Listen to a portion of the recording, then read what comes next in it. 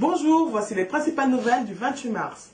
En Libye, l'OTAN a annoncé prendre immédiatement le commandement de toutes les opérations militaires qui étaient jusqu'à là conduites par une coalition menée par les États-Unis, la France et la Grande-Bretagne. Par ailleurs, 9 puissantes explosions ont secoué ce matin Sirte, la ville natale du dirigeant libyen Mouammar Kadhafi.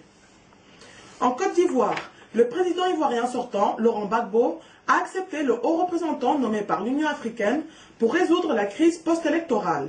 L'arbitre est récusé par son rival Alassane Ouattara. Par ailleurs, les jeunes patriotes ivoiriens se sont mobilisés samedi à la place de la République, située dans les environs du palais présidentiel à Abidjan, en vue d'opérer une démonstration de force. En Centrafrique, le second tour des élections législatives s'est déroulé dimanche dans les circonscriptions concernées de Bangui et des provinces sans incident majeur. En Tunisie, l'opposant historique Monsef Marzouki a tenu dimanche sa première réunion publique à Tunis pour appeler à la vigilance face aux dangers qui menacent la révolution tunisienne.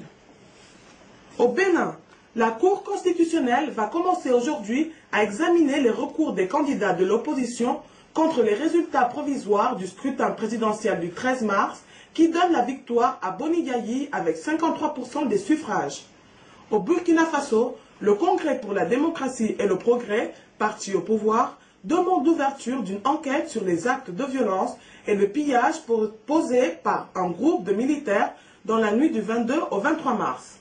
Au Togo, Faure Gnassingbé a présidé le premier conseil présidentiel pour l'investissement au Togo qui a comme objectif présenter les potentialités économiques du pays aux investisseurs internationaux.